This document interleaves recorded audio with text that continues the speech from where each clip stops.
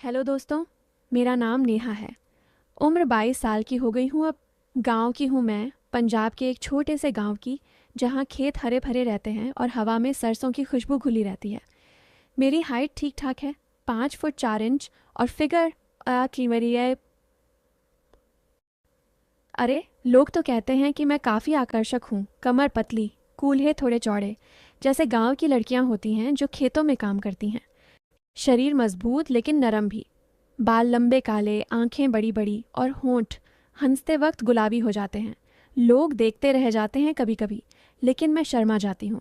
आज मैं अपनी ज़िंदगी की वो कहानी सुनाने जा रही हूँ जो मेरे साथ घटी, जो शुरू में तो सबको लगती है बस एक साधारण गांव की लड़की की रोज़मर्रा की बातें, लेकिन धीरे धीरे इतनी गहराई में चली जाती है कि दिल छू जाती है।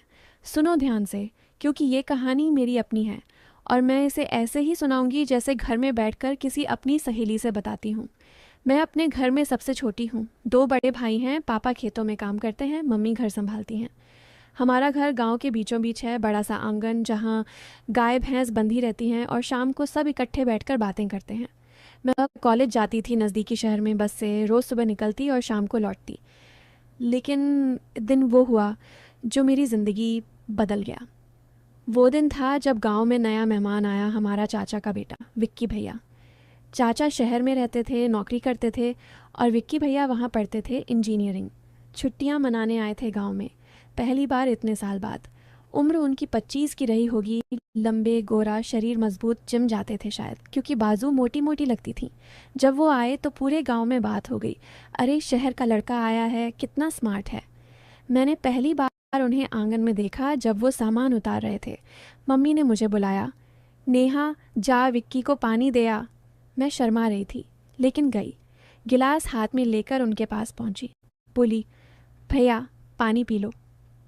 उन्होंने मुस्कुराकर लिया और कहा, थैंक यू नेहा, कितनी बड़ी हो गई हो तुम, पहले तो छोटी सी थी। उनकी नज़र मेरे चेहरे पर रुकी, फिर नीचे सरक गई थोड़ी, जैसे मेरी सलवार कमीज़ देख रहे हों जो घर की थी, थोड़ी टाइट हो गई थी धोने से। मैंने जल्दी नज़र झुका ली, दिल धड़क रहा था। बोले, गांव की हवा ने तुम्हें और निखार दिया है, चमक रही हो। मैं हंस पड़ी, बोली, भैया मजाक मत करो। लेकिन अंदर से कुछ अजीब सा लगा, जैसे उनकी बात में कुछ और था। वो हंसे और बोले, मजाक नहीं, सच। अब बताओ, कोई बॉयफ्रेंड वगैरह? मैं लाल हो गई, बोली, अरे भैया क्या बात कर रहे हो, गांव में कहाँ ऐसे चक्कर। वो बोले, अच्छा तो मैं पहला मौका लूँ। मैं चौंक गई, लेकिन वो हंस रहे थे। शायद मजाक था, लेकिन थोड़ा सस्पेंस सा लगा, जैसे कुछ होने वाला है। उसके बाद विक्की भैया घर में ही रहने लगे। सुबह खेतों पर जाते पापा के साथ, मदद करते, और शाम को आंगन में बैठते। मैं घर का काम करती, रोटी बनाती, और कभी कभी उनके पास बैठ जाती बात करने। एक शाम की बात है, सब बाहर बैठे थे, चाय पी रहे थे। विक्की भैया ने कहा, नेहा तुम्हारी चाय बहुत अच्छी बनती है, गरम गरम, अंदर तक सुकून देती है। सब हंसे। मम्मी बोली, हाँ हमारी नेहा सब काम में उस्ताद है। लेकिन विक्की भैया की नज़र मुझ पर थी। बोले, हाँ आंटी, नेहा तो पूरी पैकेज है, जो चाहो मिल जाएगा। मैं समझ नहीं पाई पहले, लेकिन बाद में सोचा तो लगा कुछ था, लेकिन मैं हंस दी। बोली, भैया चाय और पिए? वो बोले, हाँ और डालो, जितनी ज़्यादा उतना मज़ा। दिल में कुछ कुरबुर हुई, लेकिन मैंने इग्नोर कर दिया। रात को सोते वक्त सोचा, विक्की भैया शहर के हैं, बातें ऐसी ही करते होंगे। लेकिन मन में था, क्या वो सच में मजाक कर रहे हैं या कुछ और। धीरे धीरे दिन बीतने लगे। विक्की भैया मुझे कभी खेत पर बुलाते, कहते, नेहा चलो घुमाऊं तुम्हें ट्रैक्टर पर। पहली बार मैं मना कर रही थी, लेकिन मम्मी बोली, जा बेटी, मज़ा आएगा। मैं बैठ गई उनके बगल में ट्रैक्टर पर। खेतों के बीच से गुजर रहे थे, हवा चल रही थी, मेरे दुपट्टे उड़ रहे थे। विक्की भैया ड्राइव कर रहे थे और बोले, नेहा गांव की ये हवा कितनी अच्छी है ना, शरीर को छूती है ऐसे कि सिहरन सी आ जाती है। मैं चुप रही, लेकिन लगा जैसे उनकी बात मेरे लिए थी। फिर बोले, तुम्हें ठंड नहीं लग रही? पास आ जाओ थोड़ा। मैं हंस पड़ी, बोली, भैया ठंड नहीं लग रही। लेकिन वो बोले, अरे ट्रैक्टर हिल रहा है, गिर ना जाना, मैं पकड़ लूँ? मैं डर गई थोड़ी, बोली, नहीं भैया मैं संभाल लूँगी। वो हंसे बोले, तुम तो मज़बूत हो, लेकिन कभी कभी सहारे की ज़रूरत पड़ती है ना। बात फिर डबल लगी, जैसे कुछ होने वाला है, लेकिन कुछ हुआ नहीं। बस ट्रैक्टर चलता रहा और हम खेत के किनारे पहुंच गए। वहाँ रुककर उन्होंने फसल देखी। बोले, नेहा ये सरसों कितनी ताज़ी है, छूकर देखो, कितनी रसीली। मैंने छुई, बोली, हाँ भैया अच्छी है। वो बोले, जैसे तुम ताज़ी और रसीली। मैं लाल हो गई, जल्दी बोली, चलो घर चलें। मन में सस्पेंस बढ़ रहा था, क्या विक्की भैया सच में मुझे, लेकिन नहीं, वो तो भाई जैसे हैं। घर लौटकर मैं अपने कमरे में गई, सोचा बहुत। विक्की भैया अच्छे हैं, मदद करते हैं सबकी, गांव वालों से घुल मिल गए हैं, लेकिन उनकी बातें क्यों ऐसी लगती हैं? शायद शहर की आदत। अगले दिन सुबह मैं नहाकर आई, बाल गीले थे। विक्की भैया आंगन में बैठे थे। बोले, नेहा बाल गीले क्यों, नहाई हो? मैं बोली, हाँ भैया। वो बोले, अच्छा किया, गर्मी में नहाना ज़रूरी है, शरीर को ठंडक मिलती है अंदर तक। फिर मुस्कुराए। मैं समझ गई थोड़ा था, लेकिन हंस दी। दिन भर काम में लगी रही। शाम को फिर बातें हुईं। विक्की भैया ने कहा कि वो गांव में एक प्रोजेक्ट करना चाहते हैं, जैसे सोलर पंप लगवाना खेतों के लिए, क्योंकि शहर में पड़े हैं तो कुछ नया करना चाहते हैं। पापा खुश हो गए, बोले, बेटा तू कर, हम साथ देंगे।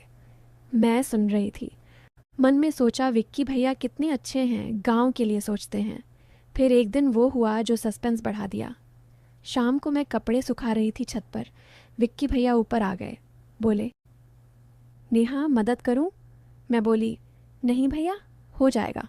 लेकिन वो पास आ गए, एक साड़ी उठाई मम्मी की। बोले, ये कितनी सॉफ्ट है, छूने में मज़ा आता है। मैं चौंक गई, बोली, भैया वो मम्मी की है। वो हंसे, बोले, मजाक कर रहा हूँ, लेकिन सच में गांव के कपड़े अच्छे होते हैं, शरीर से चिपकते नहीं ज़्यादा। बात फिर अजीब लगी, जैसे मेरे कपड़ों की तरफ इशारा। मैं जल्दी नीचे आ गई। रात को डिनर के वक्त सब बैठे थे। विक्की भैया ने कहा, नेहा तुम्हारी रोटी बहुत नरम बनती है, मुंह मुंह में घुल जाती है। सब हंसे। भाई बोले, हाँ हमारी बहन उस्ताद है, लेकिन मुझे लगा थोड़ा ज़्यादा ही, लेकिन कुछ कहा नहीं। धीरे धीरे विक्की भैया गांव के काम में लग गए। वो पंप की जगह देखने गए, मैं भी साथ गई, क्योंकि पापा बोले मदद कर। खेत में पानी की नहर के पास पहुँचे। वहाँ कीचड़ था थोड़ा, मैं फिसली थोड़ी। विक्की भैया ने हाथ पकड़ लिया। बोले, संभलो नेहा, गिर जाओगी तो गंदी हो जाओगी, मैं उठा लूँ? मैं बोली, नहीं भैया ठीक हूँ। उनका हाथ गर्म था, मजबूत, दिल धड़का, लेकिन छोड़ दिया जल्दी। फिर बोले, यहाँ पानी की समस्या है, अगर सोलर पंप लगा तो सबकी ज़िंदगी आसान हो जाएगी, सबको भरपूर मिलेगा। मैं बोली, हाँ भैया आप अच्छा कर रहे हो। वो मुस्कुराए, बोले, तुम्हारे लिए तो कुछ भी।